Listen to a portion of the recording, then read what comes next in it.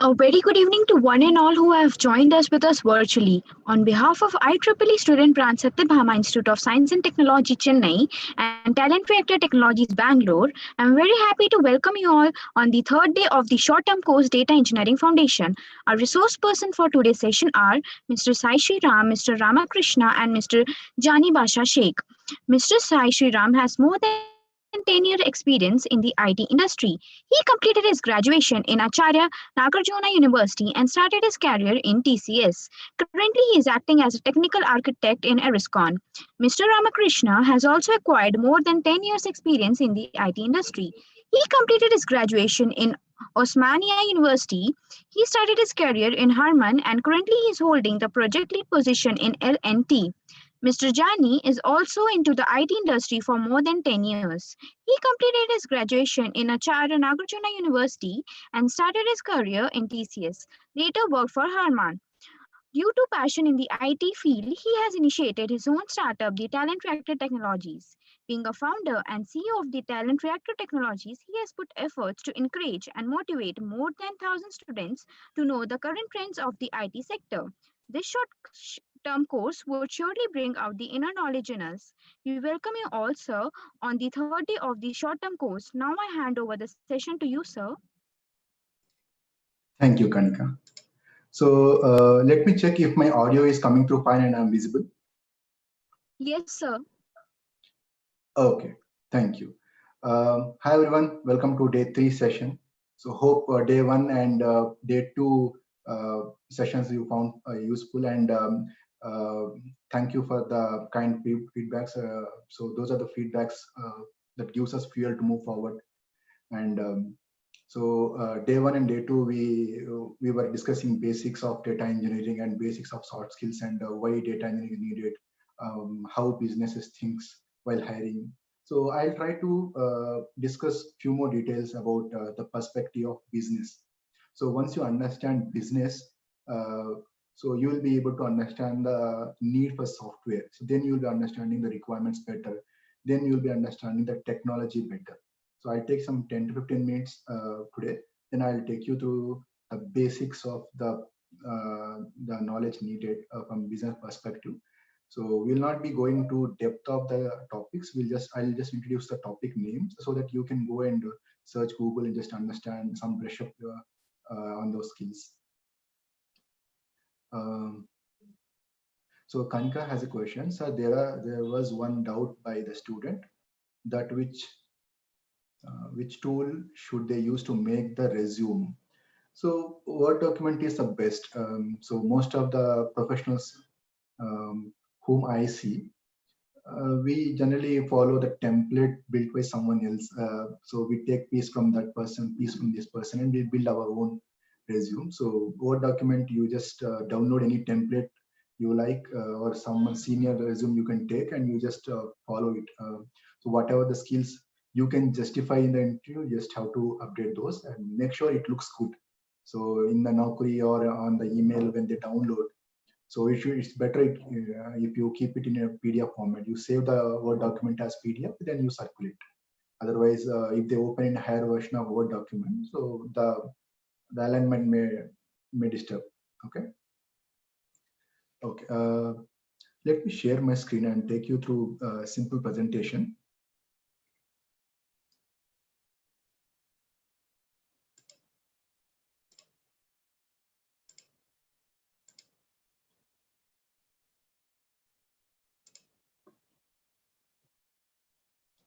So is my screen visible? Yes, sir, it's visible.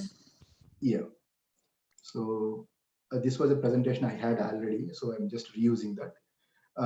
So to help you understand the topics you need to learn to brush up yourself for a job in IT sector as an entry-level engineer, you just need to understand what are various aspects you need to make yourself ready. Okay, so there will be a domain perspective, how well you understand business.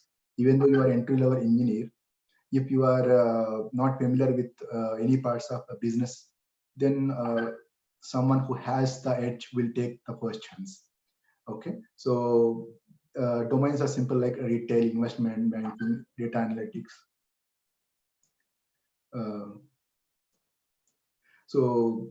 What we are discussing from day 1, day 2, day 3. So this is a retail business. So the point of sale data will be coming. There will be products being sold in the outlets. So we will be taking the point of sale data and we'll be analyzing which product is moving fast, which product is having low sales. So based on the manufacturers, they will buy the point of sale data, they buy the analytics performed on top of the data. Investment banking is something, the share market.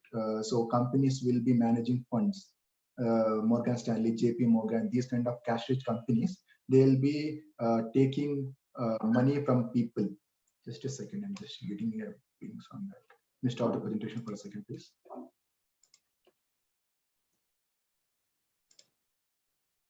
Yeah. Sorry for the disturbance.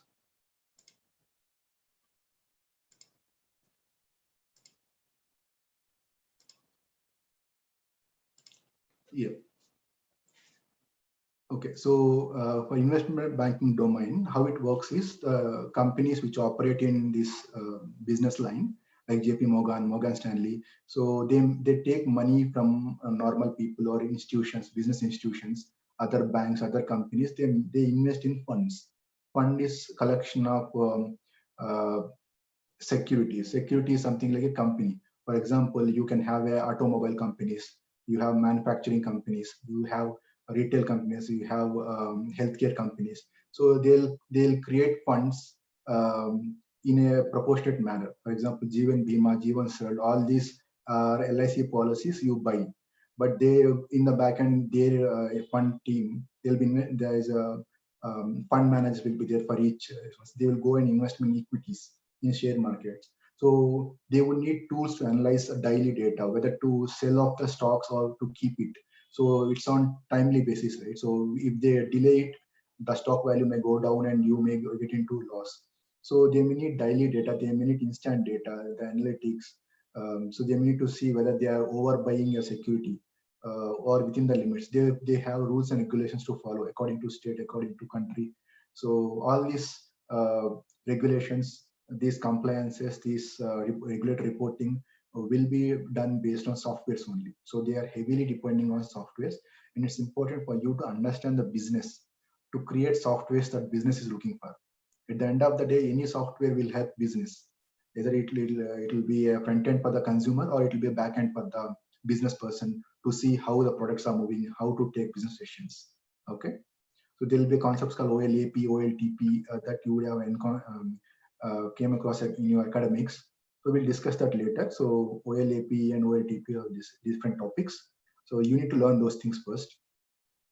So requirement gathering. So when a business says that I have a compliance checks for my funds, or I have my point of sale data ready. So can you build some tool that can filter out some unwanted data and give me only data required for me? So that kind of requirement gathering client will be giving. So you have to understand that. For that, you need to communicate effectively. You need to be very good with the speaking and writing skills. Okay, so requirement gathering is very essential. So if you fail in this element only, if you fail to understand the requirement, you will not be able to deliver. Does not matter how well you know the syntaxes and the technology. Okay, their communication plays very big picture, very big part there. So there'll be a functional design document will be created. There will be a functional architect who will be working closely with the client, take the business requirement. They will say like next quarter, this new regulatory rule is coming up. So we need to put some compliance checks in the software. So they'll write like that. So that will be given to the technical architect who will convert the business requirements into technical requirements. So he will know the software built in-house or a software that they bought from some other vendor. For example, TCS Banks is a product TCS has built. So many other banks are using that. If they need any enhancement, they'll request TCS to make the enhancements for them. Okay, that's how that. Hello. Anyone want to speak? Okay.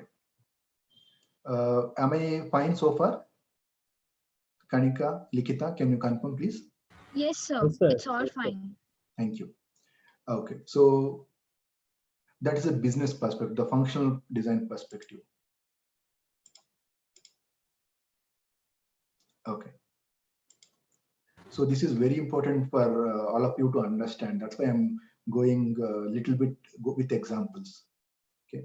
So when the technical specifications is written, so it has to be broken down into small pieces. Then each piece will be given to each developer or a team of developers for them to implement. Okay, they'll follow some methodologies like agile. You would have heard it many times. Agile is something like they have sprints, they have daily meetings called scrum meetings, so they have to follow this. So you can see the hierarchical approach, right? First there'll be a business working in a domain, retail or investment banking or healthcare or telecom. So they will be having business requirement for their business purpose. So that will be converted as a functional design document. So since developers don't understand functional requirement, business terminology, so the technical specification will be created for them to understand or write pseudocodes. Okay, so when a technical requirement comes like this screen is there, you need to add a field, put this limit, maximum this much length number. So it should be only accept numbers, no alphanumerics. So this kind of checks we have to put. So these are technical requirements. So functional requirement like add a field to accept age.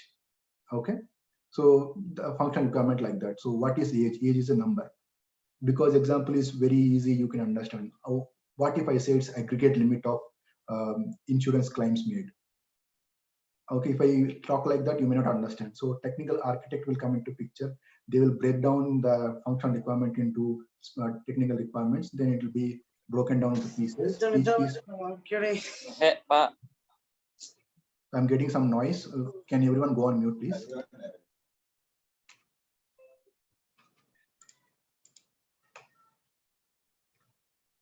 Okay, so once the requirement is broken down, so you have to implement each piece. So this is not required for you. Okay, so that's how it works. So when you get into this line by line requirements, you will come across a lot of modules. The function requirements, you have to write pseudocodes, then technical specifications. So there will be concepts coming like OOPS, DevOps, agile methodology, retail. So all these technical skills you have to acquire. So you may come across with database concepts, HTML, CSS. All these are implementation part of business requirements. Okay, it can be ETL, data engineering, Unix commands, Python, shell scripting. So when some codes fails, how will you debug? So there'll be Python scripting you have to learn. So all these things comes as picture as you develop the codes for the business requirements. So while you do this track of delivering technical requirement to business, so you need to have the employability skills. Employability skills like first you need to understand how interview process works. You need to have the skills required to impress the interviewer to get the job. So your employability sheet your candidate sheet has to be signed by some interviewer. So they are taking risk of hiring. So if there is any problem that will come to, so the interviewer will get questioned, why did you hire?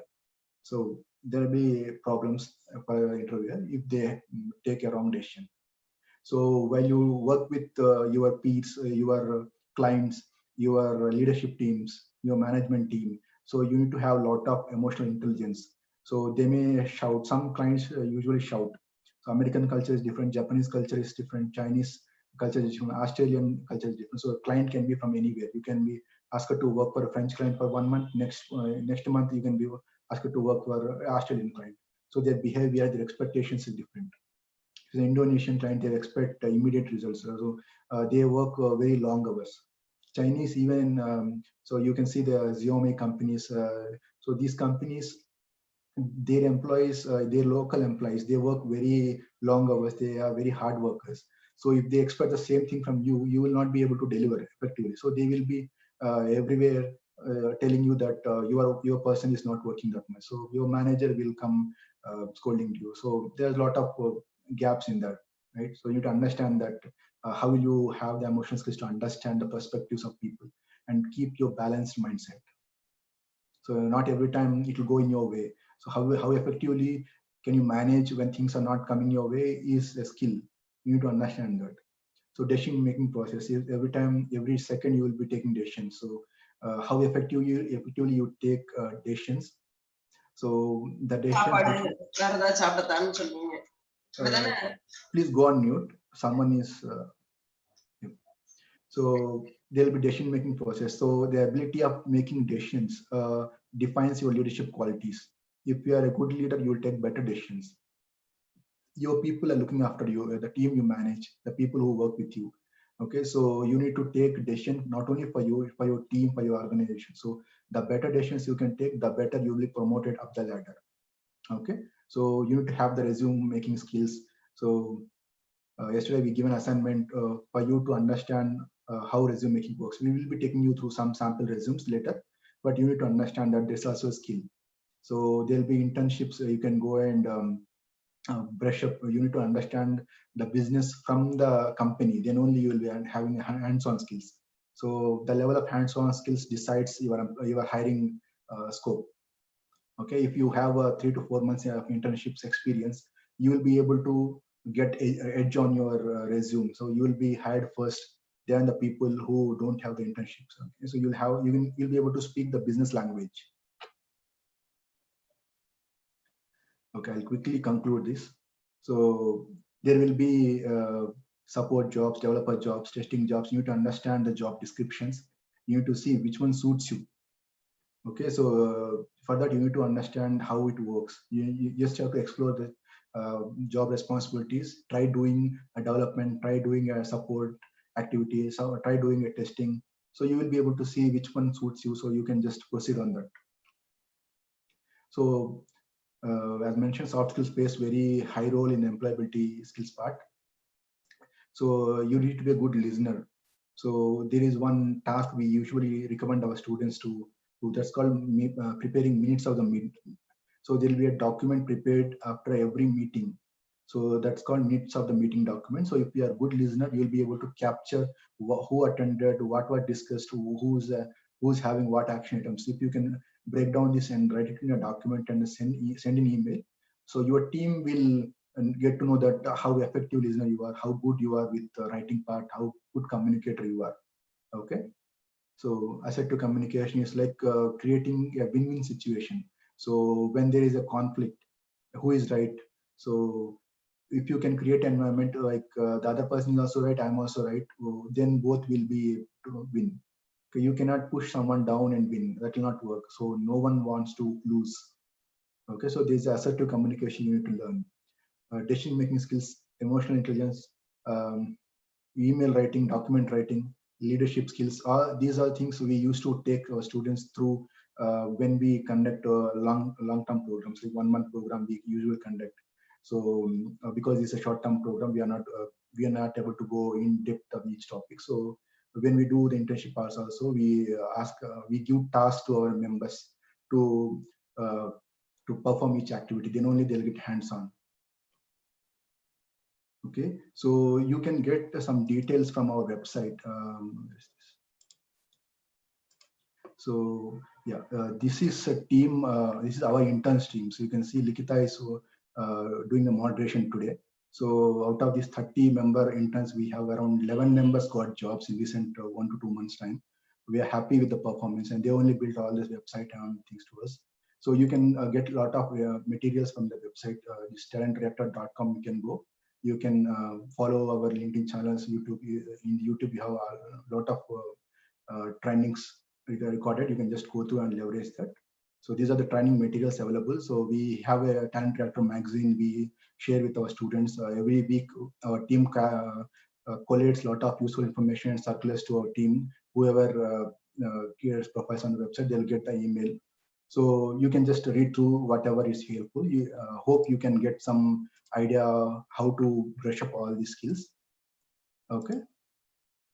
So I've taken you, to summarize that, I've taken you through the business requirements part, list of skills you need to possess. So list of technical roles you come across, the agile methodology, the waterfall methodology you may have to follow, the various technologies you can learn. So the various employability skills you have to possess. various soft skills you need to learn. Okay, I've given you some materials where you can download it from the website. You can just download. You can follow our YouTube channel where we have all the recordings of the previous programs we did. You can just learn from them. Okay, so those were the high-level topics I wanted to discuss today. So any questions before I hand over the stage to Sai? Any questions, team?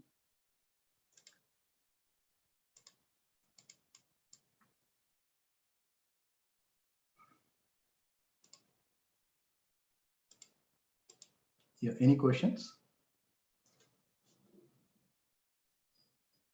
If you have any questions, do type in. I'll be able to answer if I know the answer. Otherwise, I'll reach out to Sai and Ramakrishna for the answers. Hi Sai, hi Ramakrishna. Hope you can hear my voice. Hi Jenny. Yes, we can hear your voice. Yeah. Hi Ramakrishna. Yeah, hi Johnny. Hi. Students, do you have any questions before I hand over the stage to Sai and Ramakrishna?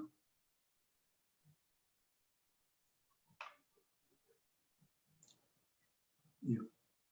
No questions coming, I think. Okay, Sai, you can take over. Thank you. Yeah, sure. Thanks, Jenny. So, very warm good evening to one and all. So yesterday we have seen what a distributed system is, and also yesterday we have seen distributed storage system, which is HDFS, and we discussed about big data, what exactly big data is, and also we discussed about Hadoop on a high level note. So today we will see one of the processing engines, which is Spark, processing framework, which is Spark, and we'll try to maintain the same way. I will ask questions to Ramakrishna, and he will try to address my queries. So in short, let just me on a one-liner note, let me summarize what we have discussed yesterday. Big data is a huge volume of data. It could be anything. It could be images, or it could be a flat file, or it could be a structured structured data like Excel sheet or something. So it could be JSON or it could be XML, and it is stored distributed mode. Distributed mode means we'll have one master like a manager, and we have a number of data nodes, which are called which data nodes are nothing but our computers. That's it. So, and data will be stored on divided and stored into one of these computers. And we have also discussed about cloud on a high level note. So today we will see how we can process the data, and so I will ask questions to Ramakrishna. Hi Ramakrishna. Yeah, hi Sai. So we have seen, thank you for letting me know about Hadoop and distributed storage yesterday. So I have a small question on Spark. Can you tell me what Spark is? Yeah, so similar like Spark, as I told, right? It is one of the framework similar to Hadoop, but it is a in memory, like processing happens in memory. So whatever the intermediate data, like results will be there, right? So that happens in memory. So it is another framework which is used to process the big data. It's a huge revolution in completely big data processing. So that is what Spark we call it. It's a framework basically. Okay. So framework is a set of guidelines, right? And so it guides me in how I can process the large amount of data stored in my HDFS or stored in my distributed storage, right? Yes, yes, yes. Very Okay. fastly and with fault tolerance. Okay. Fault tolerance means, can you tell me what exactly the fault tolerance is? Yeah, like fault tolerance in the sense there should not be. For example, if I say that a huge file, 1 GB of file got started processing, right, or it's a storage or anything. Okay, so that got stored after processing. That data got stored in somewhere else. Since the file is not stored on a single node, it will be distributed. As we are talking about the Okay. distributed database systems, right? So it is distributed and placed in a different places. One single file gets stored in multiple places. If there are any chances like something node got failed, right? Uh, Okay. so some of the partial data might be missing, right? Okay. So what I'm saying is, so that when it finds that something got missed, right? So that it will due to the replication factor, that copy is stored in some other. and we'll get the data as it is. So that we call as a fault tolerance. Okay, so you're telling me that in case of any failures also, it will recover automatically. Okay, okay. Can you tell me if Spark is integrated with Hadoop? Yeah, Spark is integrated with Hadoop in such a way that so there are two versions in Hadoop. One is Hadoop 1.x and another is Hadoop 2.x. Hadoop 1.x doesn't give any chance to enter frameworks and all. But when comes of Hadoop 2.x, like in the 2.x in the sense 2.01, these kind of versions. There is a new invention called YARN that we call as a resource manager. So that led to the huge revolution in this complete big data technologies. So with this YARN, now like we can integrate Spark and other technologies to process using this Hadoop framework itself. Okay, so can I use Spark on other big data, solutions like AWS or Azure cloud solutions? Yes, you can use it. Okay, thanks, RK. So can you tell me more about, or can I use Spark without Hadoop also? Is it possible to use Spark without Hadoop? Yes, you can use, but the thing is, like, you cannot achieve any distributed. For what Okay. Spark, like Spark got created, right? Spark is used, Okay. that you cannot achieve. Okay, got it, RK. Thanks. So I can use Spark with or without Hadoop, but in order to achieve distributed processing, that means we store data in different machines. Same way, we'll get our process data get processed on each and every node. Yes. So Okay. Spark is used as three ways. One is a standalone; it has its own cluster, and another is like it depends on Hadoop with the YARN resource manager. YARN as a resource, Okay. and other is in the local system. That's a standalone system. Okay. Sure. Sure. Thanks. Can you please tell me about Spark framework, if you have, or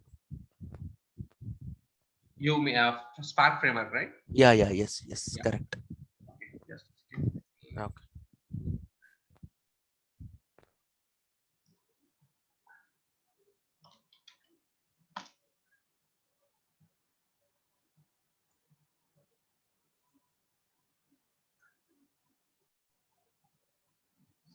Can you see my screen, right?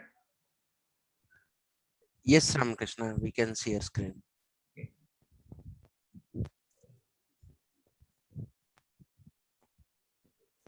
I'll try to explain the Hadoop architecture, okay? And so this is the client. Sorry, so I'll say this is the client, and client in a sense like anything like so we are the persons, right? So this is we in this position. We are trying to interact with Hadoop. So this is the driver, what we call, and these are the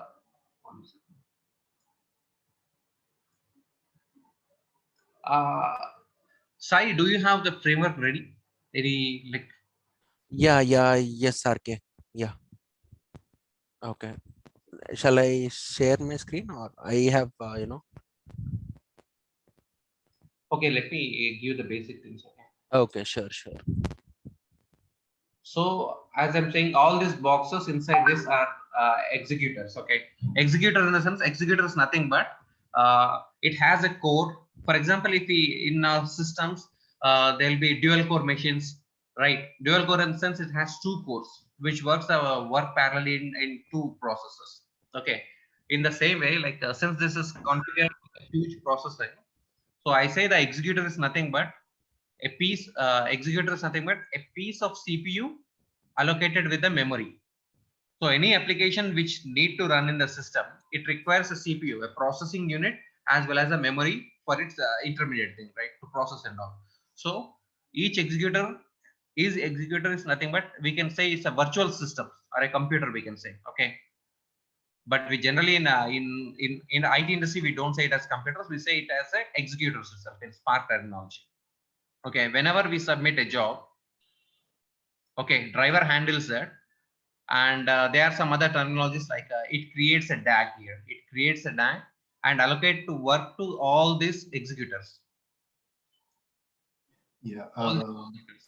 Sai Ramakrishna, I got a question from a student called Ram. So he is showing interest to see the practicality of data engineering. So, can you try executing something, then explain the background of how it works? Because I think the execution part is more interesting for the student. So I think that's what I understand from the question. Yes, I. So in order that to execute, like what actually happens is we need to process huge system. So our system will not support. By the time we complete the job, right, everything will be happening in the background, and that will not be visible to us.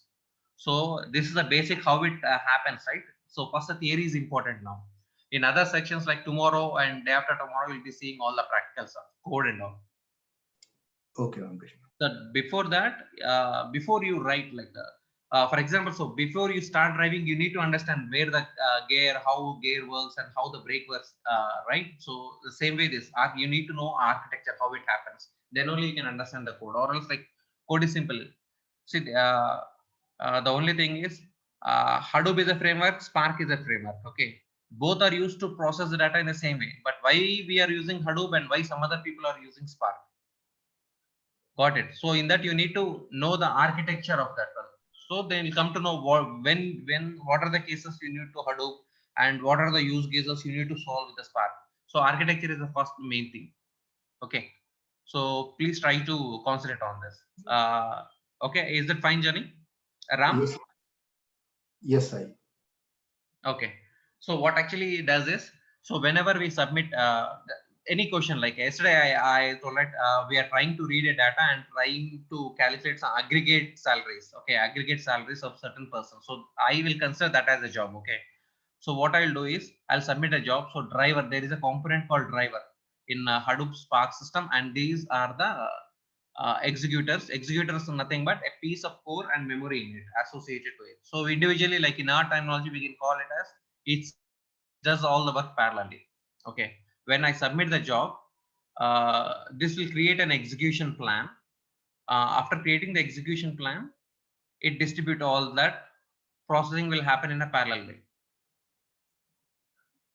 It will allocate the work to all the executors. So when I talk about yesterday's example, these are the each person which is who are ready to transfer one single bag from one place to another. Now all these guys are working to transfer the bags, or else in this one, all these executors are working to handle one single job. Once all that is done, so this it submit the results to driver bag, so that the results will be stored at a place. So this is the main architecture of the Spark. Any doubts in this, Sai, or anything, students? Yeah, so I can think, let me try to conclude. So when I write something, I'm submitting something to the Spark. So the place where I'm submitting is called driver. So it's like my main program, right, RK? Yeah, this is the one. So in C, main program, I can correlate it to driver. Yes. Because it drives everything. Okay. So okay. So once I write the code, my main program will divide my data processing into smaller chunks, and it will give to each and every computer parallelly. Yes. And each and every computer will give results parallelly to my main program or driver program, and it will summarize. Yes, exactly. Okay. And so driver has to take care of its own memory and CPU. So it's like driver is a computer. Sorry, executor is a computer. Yeah, executor is a computer. Yeah. Okay. Okay. Yeah. Thanks, RK. So can you tell me what are the modules we have in Spark? It's like we have Spark Core or something like that. Machine learning. Can we write machine learning, or can we write SQL, or can we write streaming? Can you tell me about Spark modules? Yeah, sure. So Spark modules. So one is RDDs. Basically, we can say it. Whatever the processing will do in a basic RDD, that is the abstract unit, we can call it as. Another is a Spark SQL. Okay, to handle all the structural data. Structural data in the sense. So I'll say what is structural data in the sense, like it has a proper structure. For example, yesterday I gave you the transaction, right? Transaction one, account number so and so, and the person called this one has drawn 100 rupees of money from ATM. So that I can call it as a structured data. Okay. So so what do you mean by unstructured data? Anything is in the word or format. For example, if I open Google or anything, I'll read a story. Okay, wiki. I'll open a wiki. World War II Wikipedia.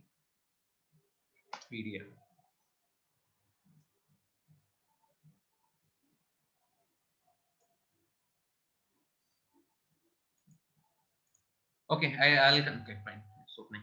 So now I can call it as this as unstructured data. Okay, I cannot if I want to show this data in a tabular format. How should I show?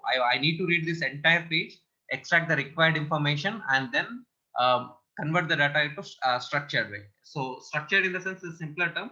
Anything which represents any data which represents in the tabular format, that we can call it a structured data.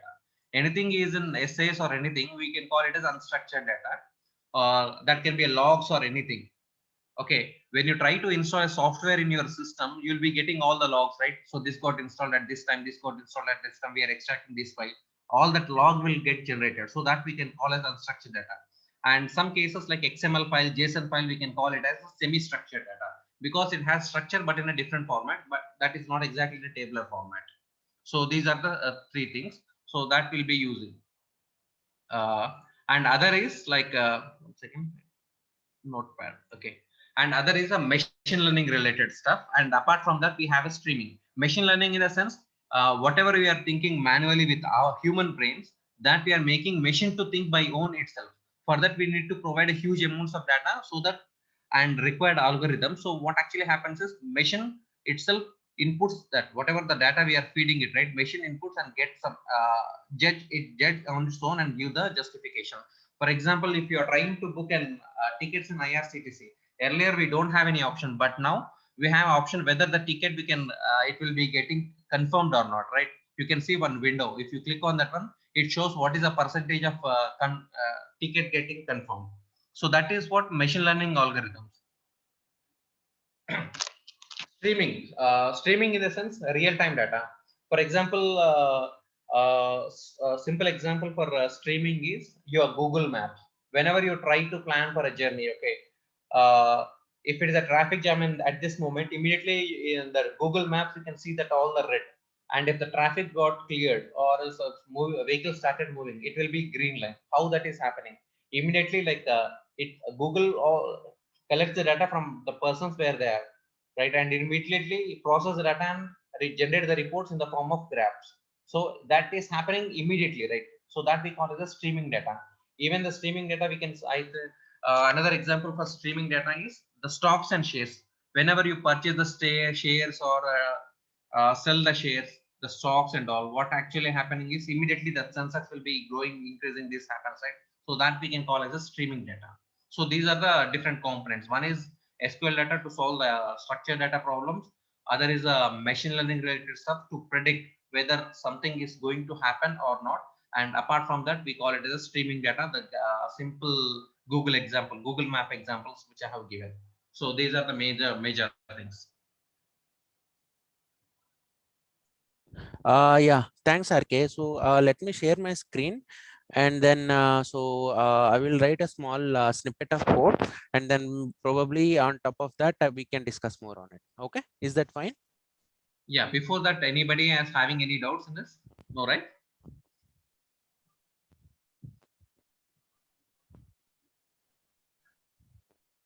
I think no new questions coming up, so we'll take the questions after Sai finishes. Yeah, okay. sure. Yeah. So now let us directly jump in and start coding a bit. So Spark, usually we work on a cluster.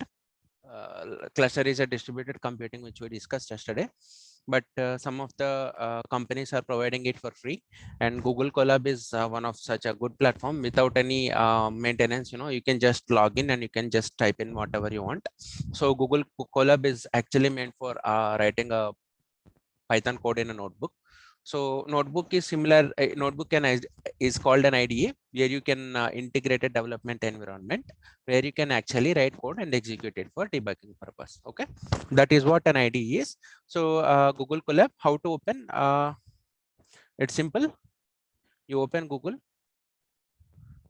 and search for Google Colab. So you click on the link, you will get a notepad. Okay.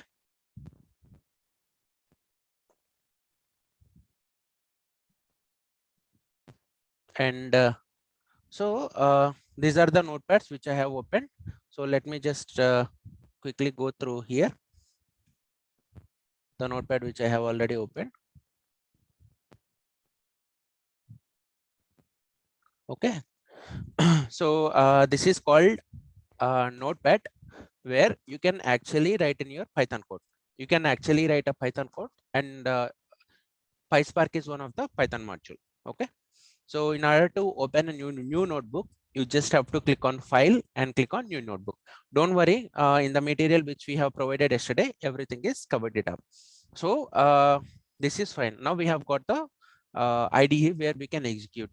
The second step is you have to bring in the files which we have given into the IDE.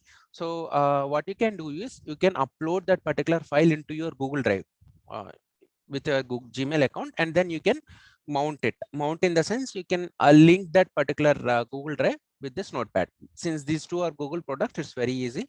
You just have to type in these two commands. And if you click on shift plus enter, that is to execute and go to the next level. So it first time when you open it, it will ask for authenticating your Google Drive, because nobody can, it should be your private Google Drive, right? If I open new notebook, it will take a while. Okay. So if I click on, if I paste this code and if I click on shift enter, because it's a new notebook, right? And my Google Drive is not authenticated. I have to give authentication to this particular Google Drive. See here, go to this URL in browser, and if you click on, what it will do is you will be navigated through your Gmail accounts. Finally, you will get a code like this, and you have to copy this particular code, and then you have to paste it over here to authenticate your user. So in a way, you are telling Google Drive that, in a way, you are telling my notebook that you can use this particular Google Drive. Okay. Now we are done with the storage. So actually setting up cluster is a hectic task, and fortunately we have got so many online tools. You can try this, or I can give you a couple of more platforms. So first let us try with this Google Drive, because it's a free. So now my Google Drive is mounted. So second step, I have to install Spark. Okay. So unless until I install Spark, I cannot actually start writing my code. Second question is, how do you install Spark on my Google Colab? It's simple. You just need to say pip install PySpark and the version you wanted to take. So 3.0 is the latest Spark version. So if you enter this command and if you click on shift plus enter, what it will do is it will download the Spark from Spark website, and then it will try to install. It will install in the same way which we have shown. And okay. So once this setup is ready, now your Spark, see, this is how it has downloaded all the files from Spark library, and then it's installing. So once you have downloaded, you have to, I'm just trying to link this with C program so that it will be very easy for you. Hash include stdio.h, right? It's like you are importing a library for you to start working on. So similarly, you have to import PySpark. Spark session is like a hash include stdio.h. We will dig deep into the Spark session at later point of time. And then we are creating Spark equals to Spark session.builder. So it's like you are creating a main function. So unless and until you write a main function, you cannot actually write any code. So main function is the entry point. Similarly, Spark session here is the entry point for it. Okay. Now we have imported hash include stdio.h, which is our library file, and also we have created a Spark session. So which is a main function for this program. That's it. Okay, so now let us try to read the data which we have given yesterday. So we have given data of 1000 sales record.csv, and as a part of day one assignment, we tried to we asked you to come up with different kinds of reports, right? So this is how you read the data. So Spark has, as RK has discussed in his today's module, right? So we have got data frames which is related to Spark SQL. Theory we will cover up tomorrow, because what we thought is first we will give you the code and then we will try to discuss more into this format. So if I execute this code, see it's getting executed.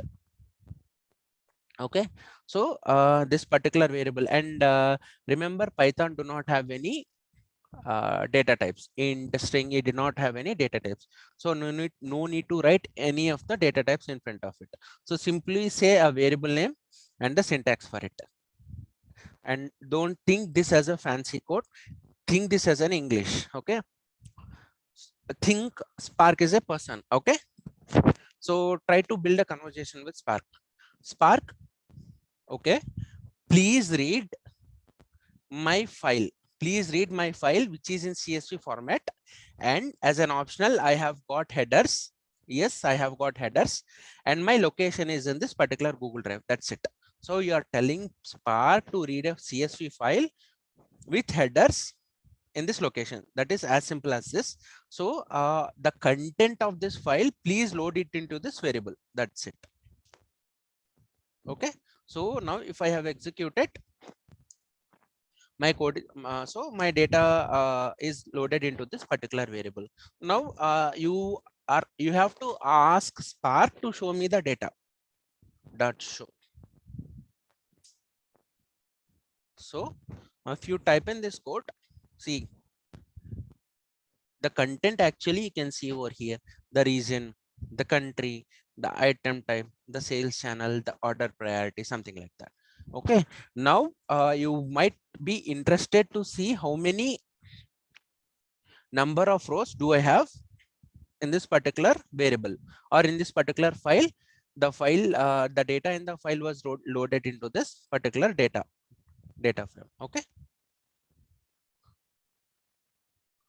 dot count. Simple. You are asking Spark, please count. That's it. So it has got 10,000 records. Simple. So that is what valid is. And you wanted to know what are the headers that we have in this particular variable, because this variable is a Excel data, right? The data which we have headers and columns like. So in general, what we call the data in a table is called schema. A schema is nothing but the data about data. So it's telling this particular column has got a name called country. Okay. This is the same file we have shared for day one assignment students. Yes. For you to reconsider. You can Yeah. just open the Excel sheet and see and compare yourself. Yeah. Throughout the assignment, you can we will give you the same. We will take the reference of the same Excel sheet. Okay. So if we wanted to know about the column names, region, country, items also, I have got scroll bar which is very difficult for me to read. Just say print schema, and no need to type. When you start typing, you will get automatic messages. Okay, see, you can see here, right? So region is string, country string, items type is string, everything is string. Why? Because I have not given any data type to the data. Okay, so if I give data types, the particular data type will get changed, but no need. But for now, we will proceed with the string data type, and then we will see about typecasting and all afterwards. Okay, and if I have given you counts. Okay. So we have given the detailed steps of how you can set up this Google Colab environment, how I can install PySpark, and how I can mount this particular Google Drive in your local in the PPT. Please remember the file which we have given. You have to load it into your Google Drive, and this is where this is the location of my in my Google Drive. I have created a new folder called PySpark code, and then under PySpark code again I have created a folder called source, and then under this source I have given 1000 sales records.csv. Okay, so this is how I have created. And so if you are interested, I can show you the list of, this is just a simple Python. Okay, and then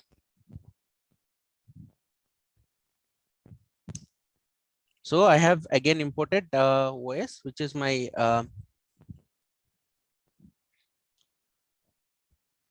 okay. So under this file, under this source, I have got two files, which is cat_mapping.csv and 1000 sales record.csv. So if you wanted to see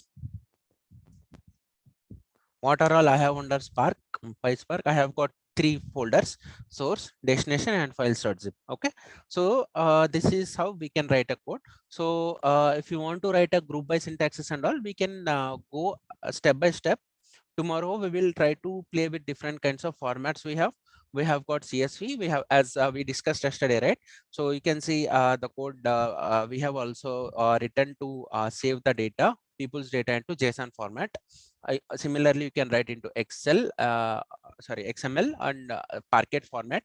We will try to discuss more about this columnar, different types of file formats, and how we can read and write data using the Spark data frames tomorrow. Okay, so for now I will stop execution program here. So if you have any questions, you can ask me. Otherwise we'll try to dig more deeper into the theory part. Sure, Sai. Any questions, students? You wanted to see how actually it works, right? So it looks very simple. So first question would be from my side to Sai and Ramakrishna. So anyone can answer. So since the coding looks very simple, since the execution is so fast, right? So what makes a good Spark developer? So what defines high package worthy developers in Spark? Okay, I can address this query. Yes. I have shared my screen, right? So in one liner, you have to know. Okay, so this is the Spark framework which Ramakrishna has discussed, right? So this is the Spark core. This is like a foundation to our Spark. Whatever you write, finally it will be executed in Spark core. So you can think this as foundation for our Spark house. If you know either Scala or Python or R, you have to know one of you have to know at least two of this: Spark SQL, mlib. GraphX is another, it's a different algorithm, or streaming. These are all discussed, right? The data frame which I have created is a Spark SQL, and streaming Ramakrishna has explained. MachineLib also he explained, and you need to know one of the storages like S3, which is AWS. You need to know RDBMS or SQL, or you need to know storage. So two from storage, and then a theory about engine, and then one of a couple of libraries, and then one programming knowledge. So that will give you a high package, believe me.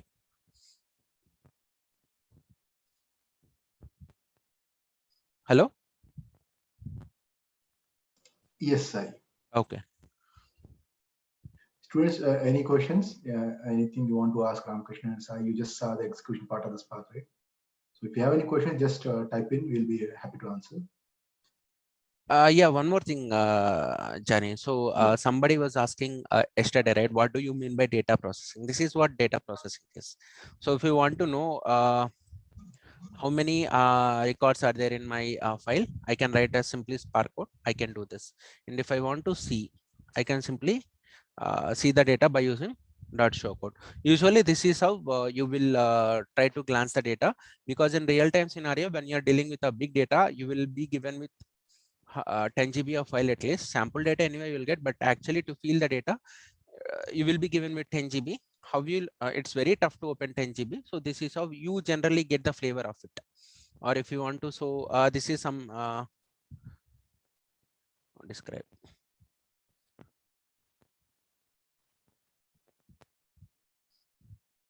See, this is the data frame which I have. It's just describes about this data frame. So you are telling me that this is a data frame. Don't worry, we will cover what data frame is except tomorrow. You can think this data frame as a table or an Excel sheet. So it has got summary.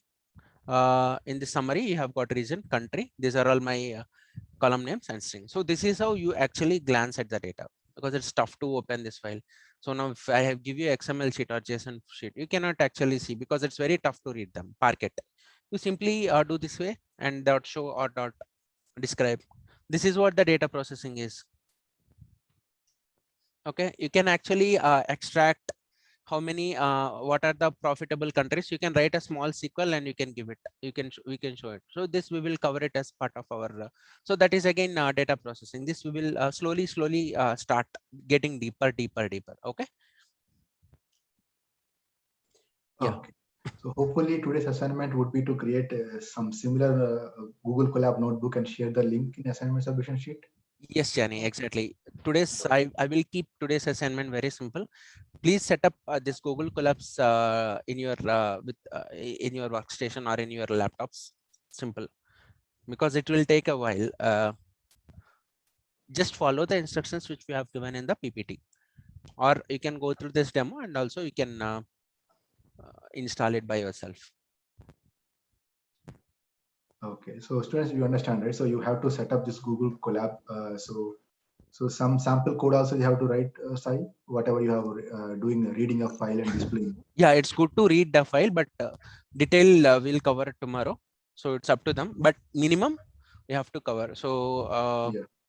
but Just remember, data frame, I think that's correct. fine. Yeah. Remember, if you try to read the file also, it will be good. Yeah, so just share us the link of your Google Colab notebook as part of your assignment submission sheet. Correct. So we'll be going through that. So please give us the read access so that we can just go through your notebooks and see how well you're able to absorb the knowledge.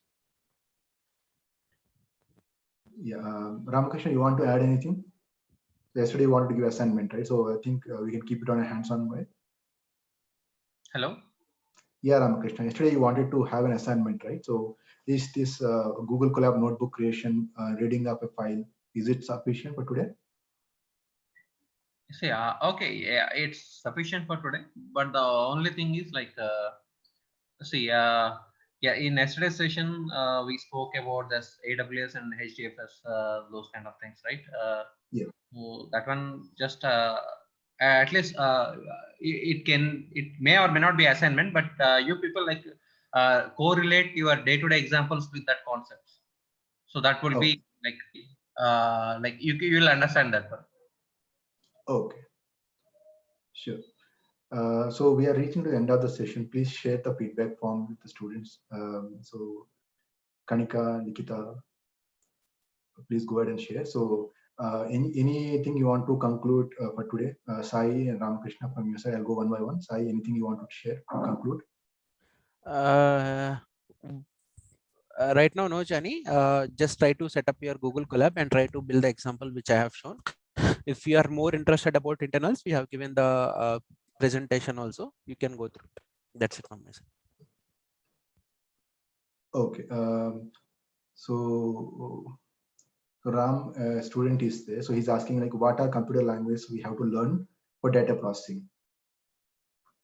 So Ramakrishna, would you like to take this answer? What are the computer languages we have to learn for data processing?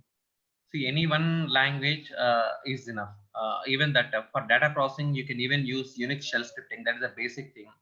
And there are other things even like C. There is also C, CPP, Java, Scala, Python. Anything other. But currently the booming one is Python, which is very simple and easy to use. And moreover, it is helpful to like even for the Spark framework, right? If you learn Python, that will be useful.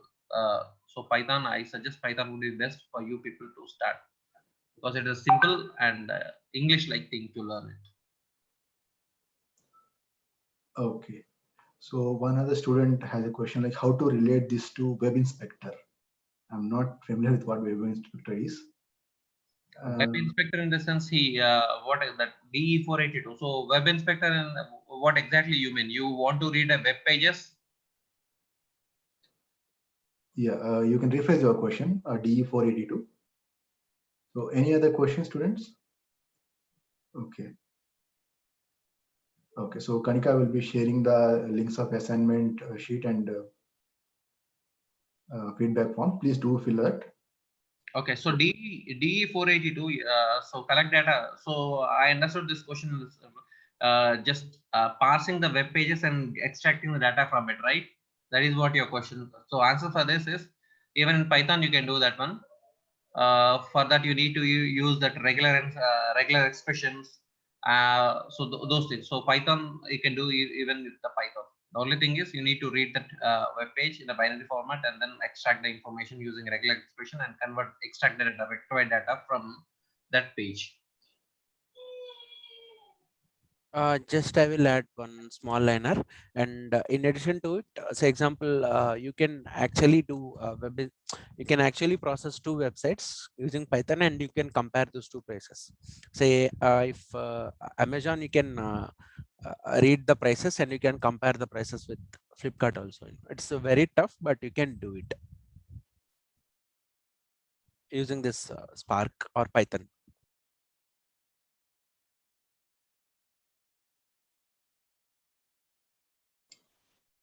Okay, Sai. I think no other questions are coming. So, so Joshila, we have reached to the end of the session. So, Sir, thank you, sir. Thank you, Sai sir and Ramakrishna sir, Jani sir, for sharing this wonderful session. I hope people would have got an insight of what are the basics. Thank you so much, sir, for spending so much time for our students. So I'll just share a screen for a thank you note from the student side. After that, I think you can leave, sir. sure.